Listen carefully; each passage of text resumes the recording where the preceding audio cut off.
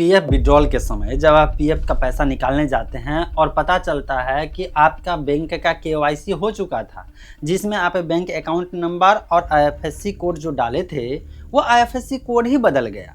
मतलब इधर आपका केवाईसी हो गया, सब कुछ सही हो गया, लेकिन आईएफएससी कोड बदल गया, जिसके कारण से बैंक में पैसा ही नहीं आएगा, अकाउंट में पैसा ही नहीं आएगा। अब उसको क्या करें? जैसे कि कभी कभी ऐसा सिचुएशन हो जाता है कि बैंक का मर्जर हो जाता है। कुछ समय पहले इलाहाबाद बैंक और इंडियन बैंक ये सब का मर्जर हुआ था, याद होगा।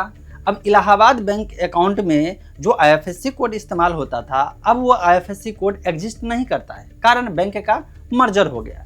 इसी तरह से बहुत सारे बैंक है जिसको पीएनबी में मर्जर कर दिया गया, तो अकाउंट नंबर तो उस बैंक का वही रहेगा, लेकिन आईएफएससी कोड पीएनबी वाला हो जाएगा, या इलाहाबाद बैंक में जो अकाउंट था उसका आईएफएससी कोड इंडियन बैंक वाला हो जाएगा।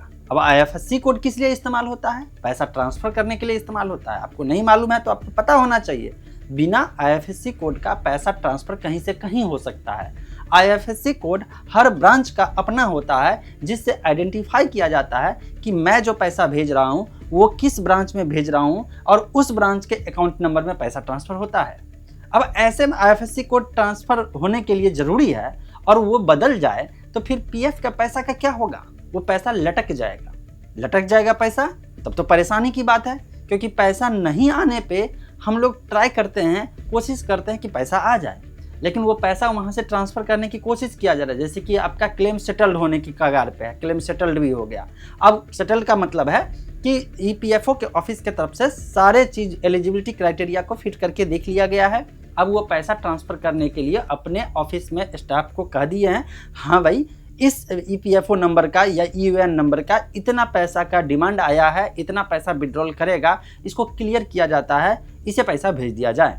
जैसे ही पीएफ के फाइनेंस डिपार्टमेंट में जाता है और वो नेफ्ट करने की ट्राई करता है या आरटीजीएस करने के ट्राई करता है, जो भी मेथड से पैसा भेजने का ट्राई करता है, पैसा भेजते समय आईएफएससी नहीं एग्जिस्ट होने के कारण या गलत आईएफएससी होने के कारण वो पैसा नहीं ट्रांसफ़र होता है। पैसा फंस गया, क्योंकि वहाँ से तो पैसा ट्रांसफ़र किया गया लेकिन आपके बैंक अकाउंट में नहीं आया। अब इसका समाधान क्या है? इसका समाधान एक ही है कि आप आईएफएससी को अपडेट करें। लेकिन मन में एक सवाल आएगा, जो पैसा आपका ट्रांसफ़र हुआ है वहाँ से आपके अकाउंट में आना चाहिए, उस पैसे का क्या होगा जो आपके पीएफ बैलेंस से कट गया है? तो उसका आंसर है, पैसा कहीं नहीं जाने वाला है, क्योंकि गलत अकाउंट में नहीं गया है, आपके अकाउंट में नहीं आया है, इसलिए वो पैसा रिटर्न पीएफ के अकाउंट में चला जाएगा, मतलब सोर्स अकाउंट में चला जाएगा। इसको ऐसे समझ लीजिए, जैसे अगर आप किसी भी आदमी को पैसा ट्रांसफ़र कर रहे हैं नेफ्ट आरटीजीएस के मेथड से, उस बंदे का आईएफएससी कोड गलत हो गया, आपके अकाउंट से पैसा डिडक्शन हो गया और वहाँ तक नहीं पहुँचा, तो कुछ टाइम के बाद ऑटोमेटिकली वो पैसा रिटर्न होकर के आपके बैंक अकाउंट मतलब सोर्स अकाउंट में आ जाता है। जब वापस आ जाता है तो आपका बैलेंस फिर से दिखने लगता है और फिर दोबारा से आप अगले बंदे का IFSC code, updated IFSC code मांगते हैं, सही अकाउंट नंबर मांगते हैं और इसके बाद ट्रांसफ़र कर देते हैं। तो अब होगा ये कि वो पैसा पीएफ के पास चला गया तो फिर से दोबारा अब अप्लाई करिए, क्योंकि स्टेटस में दिखा देगा कि पैसा रिटर्न आ गया है, वो पैसा पासबुक में रिफ्लेक्ट होना शुरू हो जाएगा।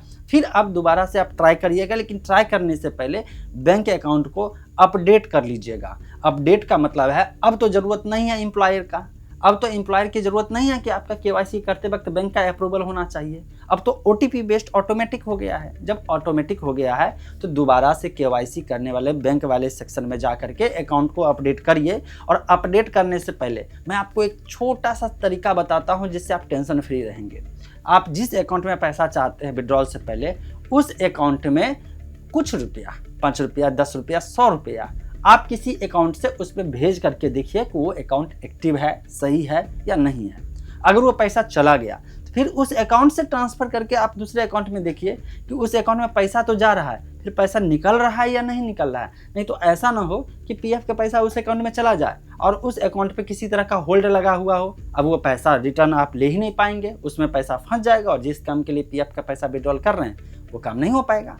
तो ये चीज़ पहले ट्राई कर लीजिए। जब सही से ऑपरेट होता हुआ दिखे, एक्टिव दिखे, पैसा ट्रांसफ़र भी, लेन और देन दोनों हो रहा है, इसके बाद उसी अकाउंट का केवाईसी में अपडेट करिए और फिर इसके बाद विड्रॉल के लिए लगाइए, झंझट से फ्री हो जाइए। डरिएगा नहीं। आईएफएससी कोड अगर गलत हो भी गया पैसा वापस पीएफ के पासबुक के बैंक में, मतलब कि पीएफ के अकाउंट में आएगा तो फिर पासबुक में भी आपका रिफ्लेक्ट होना शुरू करेगा। दोबारा से अप्लाई करिए, समय उतना ही लगेगा जितना पहली बार में लगा है।